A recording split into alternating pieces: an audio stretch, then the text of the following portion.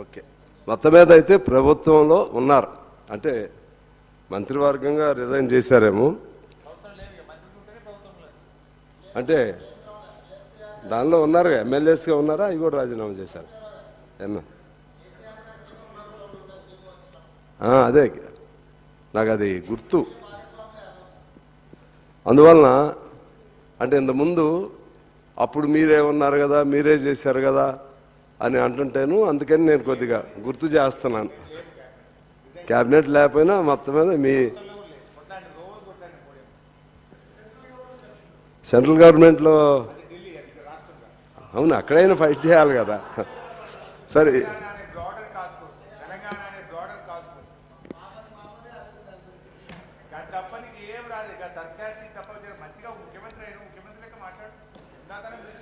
అందువలన ఆ విధంగా అక్కడ అప్పుడు అందరూ పలు రీజన్స్తో కన్వీనియంట్గానే చివరికి అంగీకరించారు 44,000 క్యూసెక్స్కి సంబంధించి. ఆ బ్యాక్గ్రౌండ్లోనే నేను అనుకుంటున్నాను తర్వాత 2010 ఆ ప్రాంతంలో కూడా ఇటు రాయలసీమ ఈ పోతిరెడ్డిపాడుకు సంబంధించి ఆ గొడవలు అప్పటికి మొదలైనవి. 2014లో విభజన చట్టంలో ఇటువంటి ప్రాబ్లమ్స్ వచ్చినప్పుడు కృష్ణా గోదావరి జలాలపైన వాటిని పర్యవేక్షణ చేయటం కోసం ఆనాడే 2014 విభజన చట్టంలోనే ఈ ప్రొవిజన్ పెట్టారు. కృష్ణా రివర్ బోర్డ్ మేనేజ్మెంట్ పేరుతో కానీ అటు గోదావరి రివర్ బోర్డ్ మేనేజ్మెంట్ పేరుతో కానీ. అప్పుడు ఎందుకు వ్యతిరేకించలేదు? అప్పుడు సరే మనం తెలంగాణ వస్తేనే చాలు అని అనుకున్నామా? భవిష్యత్తు ఊహించలేదా? ఆనాడే దాన్ని గట్టిగా ఇప్పుడు మనం ఏదైతే రిజల్యూషన్ పెట్టాలనుకుంటున్నామో 2014లో విభజన చట్టంలోనే పెట్టినప్పుడు దాన్ని ఎందుకు వ్యతిరేకించలేకపోయారు అనేది ఇవాళ మనం ఆత్మపరిశీలన చేసుకోవాల్సినటువంటి అవసరం ఉంది. అలాగే గత 10 ఏళ్ళు అయిపోయింది.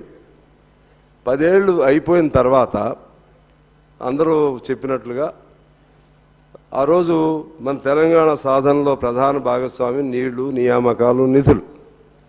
నీళ్లకు సంబంధించి 10 ఏళ్ల నుంచి అనేక పద్ధతుల్లో ఒక బహిరంగంగానే తుపాకులు పట్టుకుని వస్తున్నారు.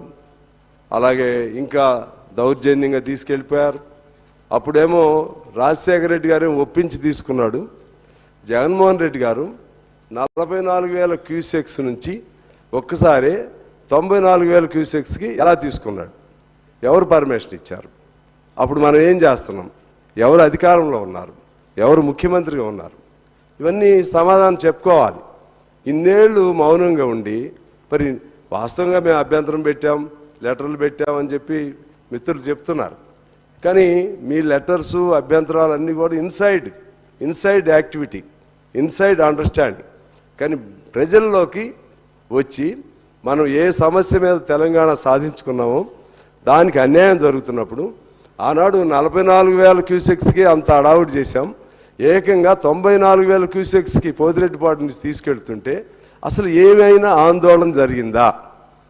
ప్రభుత్వంలో ఉన్నటువంటి వాళ్ళు ప్రజల్ని సమాయత్తం పరిచే విధంగా, చైతన్యపరిచే విధంగా ఏమైనా దెబ్బలాడారా? కేంద్రం దగ్గరికి వెళ్ళి ఏమైనా దెబ్బలాడారా? లేకపోతే మీరు ఆ ముఖ్యమంత్రులు మీ ఇద్దరు సాన్నిధ్యం కాకుండా ఆ ముఖ్యమంత్రిని ఖచ్చితంగా ప్రశ్నించారా?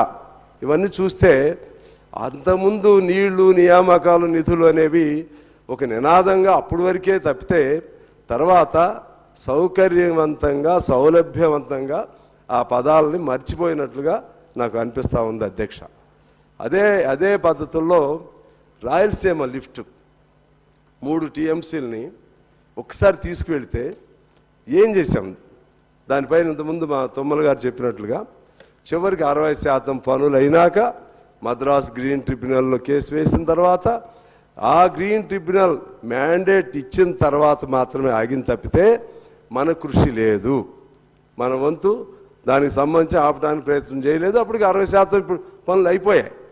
ఇలా అన్ని నేరాలు అది నేరపూరితమైనటువంటి మన ప్రవర్తన, లేకపోతే మనం నిర్లక్ష్యం, ఇవన్నీ కూడా దానికి బాధ్యత మనం వహించాల్సిన అవసరం ఉంది. సరే, ఇప్పుడు ఎవరెవరు కొట్లాడుకుంటున్నాం? ఆంధ్రప్రదేశ్, తెలంగాణ కాదు. ఇప్పుడు తెలంగాణలో వితిన్ ద తెలంగాణలో అటు ప్రభుత్వ పక్షం, ప్రతిపక్షం దేనికోసం కొట్లాడుకుంటున్నాం? ఎందుకు కొట్లాడుకుంటున్నాం? ఇద్దరం కలిసి మన నీటిని తీసుకెళ్లే వాళ్ళపైన కొట్లాడాల్సింది పోయి ఇప్పుడు ఇక్కడ కొట్లాడుకోవాల్సిన అవసరం లేదు. ఇప్పుడు ఇది సరే, ఇప్పుడు ఏదో ఒక సమస్య వచ్చింది, మొన్న సంతకం పెట్టారు, అధికారి పెట్టాడా పెట్టలేదా అది ఒక భాగం. కానీ దీనిలో చూస్తే వరుసగా తప్పులు ఉన్నాయి. ఒకటి 2014లో ఒక తప్పు జరిగింది, అప్పుడు ఫైట్ చేయలేదు మనం.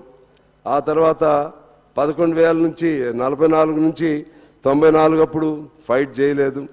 అదే పద్ధతుల్లో రాయలసీమ లిఫ్ట్కి సంబంధించి ఫైట్ చేయలేదు. ఇది ఇలా ఉండగానే మరలా 200 కోట్లు బడ్జెట్లో కేటాయించారు.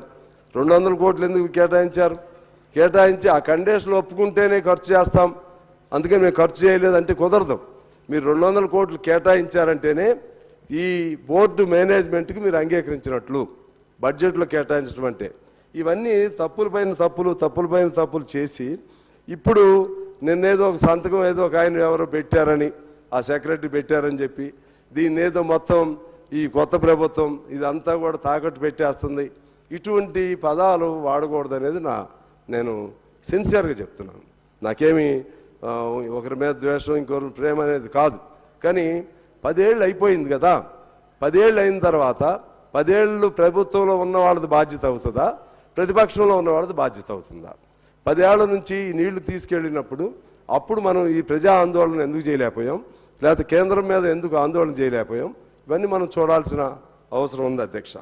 అదే పద్ధతుల్లో అసలు ఈ 50-50 డిమాండ్ ఎప్పుడు వచ్చింది? 50-50 డిమాండ్ ఎప్పుడు వచ్చింది?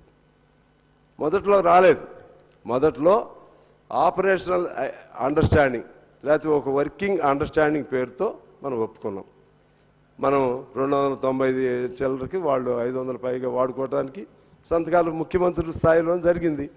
ప్రజల నుంచి ఎప్పుడైతే ఆందోళన వచ్చిందో అప్పుడు మాత్రమే ఇక 50-50 కావాలనే దాంతో, అంటే మన కేసు అప్పటికే వీగిపోయాం.